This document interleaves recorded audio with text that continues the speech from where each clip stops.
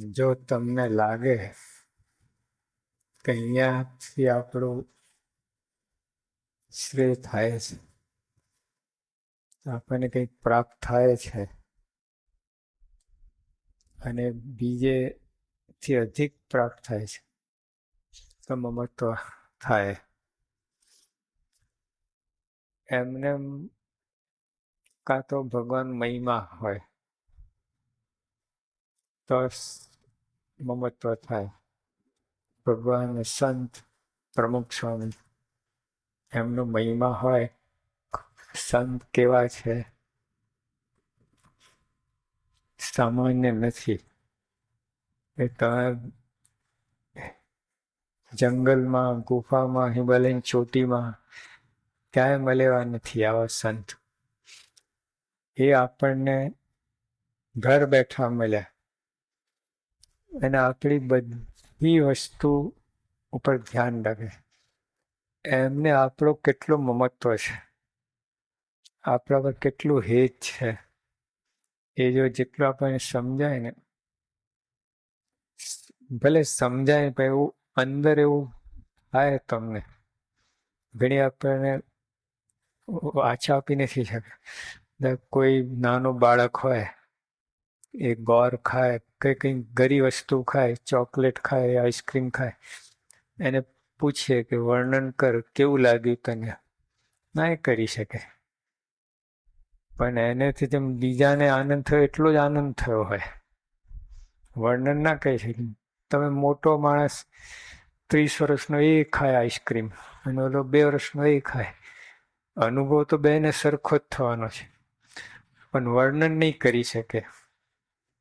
એમ પણ અંદર આપણને થાય આવો અનુભવ થાય આપણને કે સ્વામી મહારાજ પછી આ એમનું છે તો એ તમને પોતાનું મનાય. એટલે એ રીતે મમત્વ થાય. પણ એમાં શરૂઆત વિશ્વાસથી કરવું પડે. એમને થતું નથી. જો વિશ્વાસે રેતીમાં વહણ ચાલે. પહેલા તો વિશ્વાસ એ કોનામાં? પછી 700 સાધુ છે, કેટલા ભણેલા છે, કેટલા કોઈ સાધુ થયા નતા. અમે ત્યાં મુંબઈ દાદર મંદિર છે ને, એની સામે ફૂટપાથ પર કેટલા ભિખારી સુઈ રહે. તો આપણે ખરી વખતે કહ્યું કે એટલે સાધુ થઈ જાવ ને, હું ભીખ માંગુ છે. એટલે સાધુ કોણ થાય? લો, એને એમ કે હજુ અમે કઈ ભીખમાં કઈ પુરુષ પ્રયત્ન કરીશ, આ તો સાવ મફતમાં. એક ભિખારી પણ સાધુ થવા ના માગે, પછી આ ભણેલા બધા સાધુ થાય તો શું હશે એવું પ્રમુખ સ્વામીમાં? આપી દીધું છે કઈ? એમના દરેકના મા બાપને સ્વામી લાખ લાખ 10-10 લાખ રૂપિયા આપ્યા છે, લીધા છે. દીકરો લીધો ને પૈસા લીધા તો આપે છે. કેટલા તો મા બાપના એકના એક 30 જેટલા છે, એકના એક પરદેશના 80 સાધુ છે, 30 તો એકના એક છે મા બાપના. ત્યાં જન્મ્યા, ભણ્યા, મોટા થયા સાધુ. હજુ અહીંયા પોતાનું ગામ જોયું નથી, સાધુ થઈ ગયા. તો એમને થતું હશે હજુ. અને 700 સ્વામી કઈ કાનપટ્ટી પકડી નહીં બનાવે, સામેથી આવે છાતી કાઢીને સાધુ બનાવો. હવે તો કસોટી થાય છે, એમને નથી બનાવતા. હા, બરાબરના બધું તપાસણી થાય પછી સાધુ બનાવે. યોગી આપવાના શબ્દો છે.